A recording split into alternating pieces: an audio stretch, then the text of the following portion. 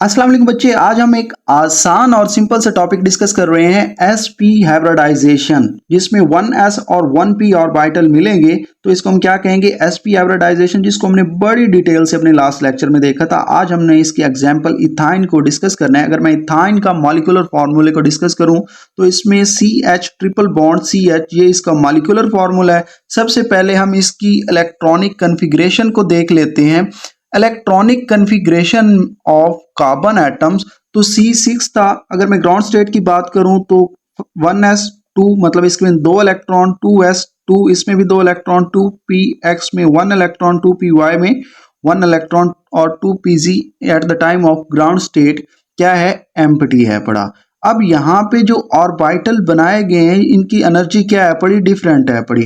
अब जैसा ही excited state में क्या होगा, इनको एनर्जी मिलेगी और एनर्जी मिलने से 2s से एक इलेक्ट्रॉन जंप करेगा 2pz में। और हाइब्रिडाइज स्टेट में हमने क्या कहा था sp हाइब्रिडाइजेशन में कि हम 1s और 1p ऑर्बिटल को क्या करेंगे, मिक्स करेंगे। अब हाइब्रिडाइज स्टेट में 1s2 यहाँ पे 2 इलेक्ट्रॉन, अब हमने 1s और 1p ऑर्बिटल बेसिकली इसको और इसको 2px को क्या किया, मिक्स किया। अब ये जो ऑर्बिटल बनेंगे हमने क्या कहा था कि इनकी शेप भी डिफरेंट होगी और एनर्जी भी डिफरेंट होगी। जब ये मिक्स्ड होंगे तो इनकी शेप भी सेम होगी और एनर्जी भी सेम होगी। तो अब ये जो हाइब्रिडाइज्ड ऑर्बिटल बने हैं, कौन से हाइब्रिडाइज ऑर्बिटल बने हैं, इनको हमने sp का नाम दिया, ठीक है।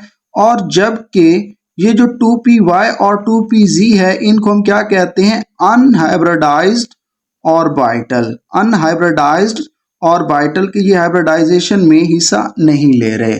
अब अगर मैं इथाइन मॉलिक्यूल की बात करूं तो in ethyne molecule 2 hybridized and 2 unhybridized 2py and 2pz orbital are present, कि इसमें 2 हाइब्रिडाइज्ड होंगे और 2 क्या होंगे, अनहाइब्रिडाइज्ड ऑर्बिटल होंगे, यहाँ पे मौजूद होंगे।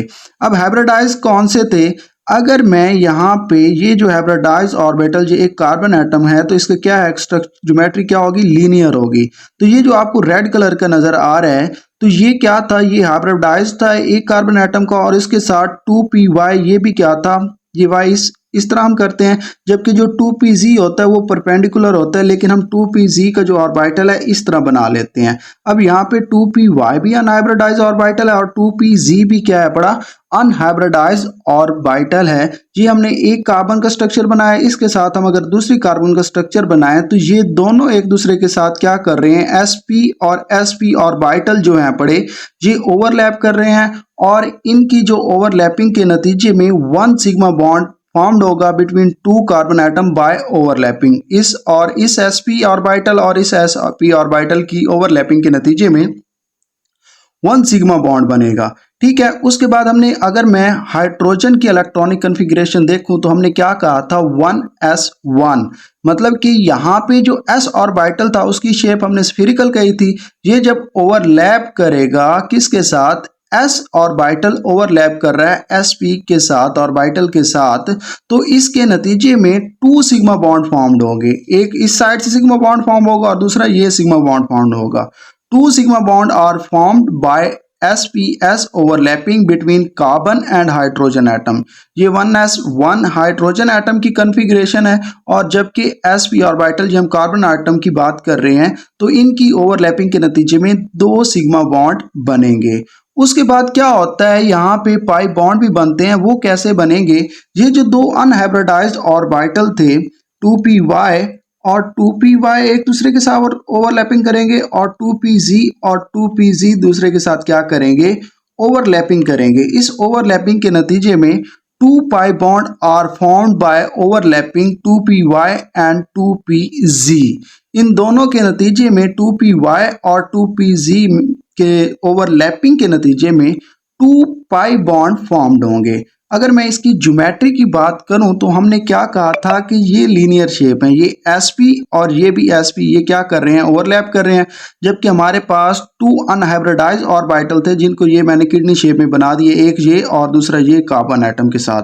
अगर इस स्ट्रक्चर को मैं मजीद आसान करूं तो कुछ इस तरह मैं बना देता हूं कि 1 कार्बन सेकंड कार्बन और इनके दरमियान में हम दो किडनीज बना देते हैं इस तरह। और अगर मैं इसके स्ट्रक्चर को और मजीद आसान करूं तो ये कार्बन एटम ट्रिपल बॉन्ड, फिर कार्बन एटम और ये एक हाइड्रोजन एटम, इसको हम कहते हैं, इसकी अगर ज्योमेट्री की बात करें तो ज्योमेट्री इसकी लीनियर होती है। और अगर हम बॉन्ड एंगल की बात करें तो 180 डिग्री इसका बॉन्ड एंगल होता है। ये बहुत ही आसान और सिंपल सा टॉपिक था जिसको हमने डिटेल के साथ डिस्कस कर लिया। हमने एग्जाम्पल इसमें देखी इथाइन की, जिसमें हमने इलेक्ट्रॉनिक कन्फिग्रेशन कार्बन एटम की देखी। इलेक्ट्रॉनिक कन्फिग्रेशन के बाद हमने देखा कि sp और sp ऑर्बिटल हाइब्रिडाइज ऑर्बिटल किस तरह बनते हैं और 2py और 2pz अनहाइब्रिडाइज ऑर्बिटल कैसे होते हैं। उसके बाद हमने इसके स्ट्रक्चर को देखा।